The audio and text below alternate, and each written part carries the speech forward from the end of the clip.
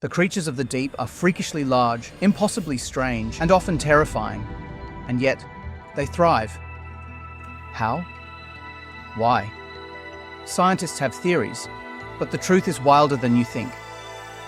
Down there, where sunlight never reaches and pressure can crush steel, animals grow to impossible sizes and evolve into things that barely look alive.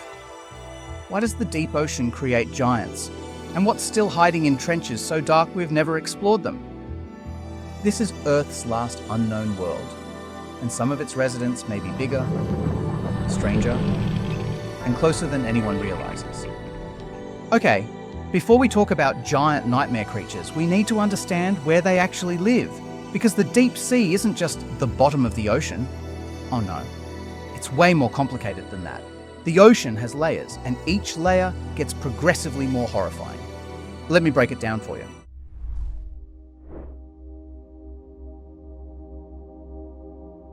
First up, we've got the sunlight zone. This goes from the surface down to about 200 meters. This is the ocean you think about when you picture beach vacations and Finding Nemo. Sunlight reaches here, plants grow, fish swim around doing normal fish things. It's pleasant, it's friendly, it's basically the ocean's welcome mat. But drop 200 meters below and things get weird fast. Welcome to the twilight zone, where light starts fading. Colors disappear. Plants can't survive because there's not enough sunlight for photosynthesis. Most animals here have evolved bioluminescence, which is just a fancy way of saying they glow in the dark. They literally make their own light through chemical reactions in their bodies. Keep dropping past 1,000 meters and you hit total, complete, absolute darkness. This is the midnight zone, zero sunlight. The only light comes from the glowing bodies of creatures trying to either find food or not become food. The temperature drops to just above freezing. And the pressure, it starts getting seriously intense. Below 4,000 meters is the abyssal zone. This covers about 60% of the entire ocean floor. The pressure here is over 300 times what we experience on land. Most people assume nothing could survive down here. Those people are hilariously wrong. And finally, at the absolute bottom, in trenches that plunge to 11,000 meters, we have the Hadal zone, named after Hades, the Greek god of the underworld. That should tell you everything you need to know. The pressure here is over 1,000 times surface pressure. It's literally one of the most hostile, nightmarish environments on planet Earth. But here's the thing that's going to blow your mind. Life doesn't just barely survive down here. In many cases, it absolutely thrives. And it grows ridiculously massive. Let's meet some of these creatures. Here's the giant squid. This monster can reach lengths of over 40 feet and weigh up to 600 pounds. For context, most squid you'd encounter at a seafood restaurant are maybe a foot long. This creature is 40 times that size. That's not just big, that's a giant. But wait, it gets better. The giant squid isn't even the biggest squid. That honor goes to the colossal squid, which lives even deeper. It's shorter in length, but way heavier, tipping the scales at up to 1,500 pounds. And here's the nightmare fuel. It has hooks on its tentacles. Not just suckers. Actual rotating hooks that can spin 360 degrees. Because apparently regular tentacles weren't terrifying enough. And to make matters worse, we've got a creature that's giant too. The giant isopod. You know those little pill bugs you find in your garden? The ones that roll into balls? They're about ½ inch long. Cute little guys. Well, their deep sea cousins grow up to 20 inches long. Yeah, you heard that right. We're talking about a pill bug the size of a small dog. A pill bug the size of a terrifying centipede, just casually crawling across the pitch black ocean floor. Oh, and let's not forget the Japanese spider crab. This creature has a leg span of up to 12 feet. That's wider than most people are tall. It's literally the largest arthropod on Earth. And then there's the colossal squid. This deep sea monster can weigh nearly ½ a ton, with eyes the size of basketballs, perfect for spotting prey in the inky darkness. Its tentacles are lined with sharp hooks, making it one of the most fearsome predators in the abyss. And we can't leave out the deep sea gulper eel. Its mouth is enormous, so big it can swallow prey twice its size in a single gulp. Combine that with a body built for the crushing pressure of the deep, And you've got another example of just how extreme life gets in the ocean's depths. So what the heck is going on down there? Why are these creatures so massive? Buckle up, because we've got several theories, and they're all fascinating. Here's the deal about the deep ocean. There's basically no food, like almost nothing. And I'm not exaggerating. In shallow water, sunlight allows plants and algae to grow through photosynthesis. These form the base of the entire food chain. Small fish munch on the plants. Bigger fish eat the small fish. Even bigger fish eat those fish. It's a whole thriving ecosystem with energy constantly being pumped in by the sun. It works great. But in the deep sea, no sunlight, no photosynthesis, no plants. So where does food come from? Great question. The answer is depressing and kind of gross. It's called marine snow. And trust me, it's exactly as sad as it sounds. Marine snow is basically a constant rain of dead stuff falling from the surface. Dead plankton, poop, yes, poop, bits of dead fish, chunks of decomposing whale, all of it slowly drifting down through thousands of meters of dark water like the world's worst snowstorm. And here's the fun part. By the time this organic garbage reaches the deep sea, most of it has already been eaten or decomposed on the way down. What's left is basically nutrient-poor crumbs. Food is so insanely scarce down there that when something actually substantial does fall, like a dead whale, it creates what scientists call a whale fall. Hundreds of different species will swarm the carcass and feed on it for years. That one dead whale can sustain an entire local ecosystem for decades. One whale becomes an underwater buffet that lasts longer than most marriages. So how does this massive scarcity lead to gigantism? It seems completely backwards, right? Less food should mean smaller creatures, not bigger ones. What gives?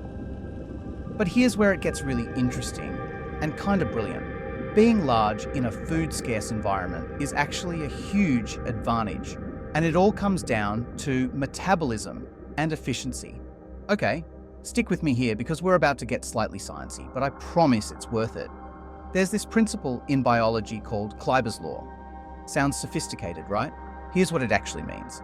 It simply explains that big animals don't need as much food relative to their body size as small animals do. A mouse needs to eat about 50% of its body weight every day just to stay alive. It has a super fast metabolism and burns through energy. But an elephant? It only needs to eat about 5% of its body weight per day.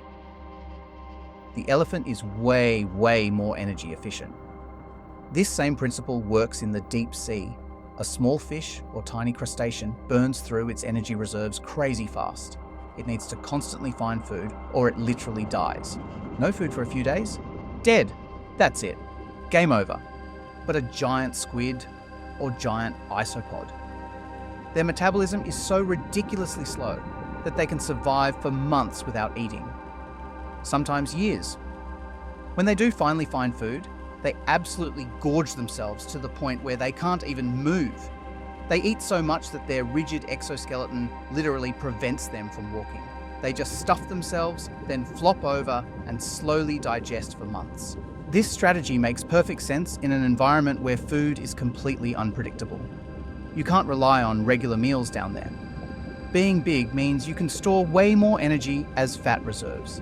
It means your metabolism runs slower. And it means you can travel much farther distances searching for food without completely exhausting yourself and dying. In the deep sea, being small is actually a major disadvantage. You burn energy too fast. You can't store enough reserves to survive the long gaps between meals. You're basically screwed. Being a giant? That's the winning strategy. But wait, there's more. Metabolism isn't the only factor making these creatures huge. Temperature plays an absolutely massive role too, and the deep ocean is cold. Like really cold. We're talking freezer level cold. Below 1,000 meters, water temperature hovers between 2 and 4 degrees Celsius. That's just barely above actual freezing. And this has a profound effect on everything living down there. There's this biological principle called Bergmann's rule. It basically states that within a species, Individuals living in colder climates tend to be larger than those in warmer climates.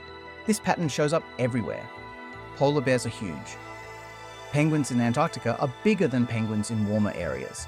Even deer get bigger the farther north you go. The reason has to do with heat retention. Larger bodies have a lower surface area to volume ratio.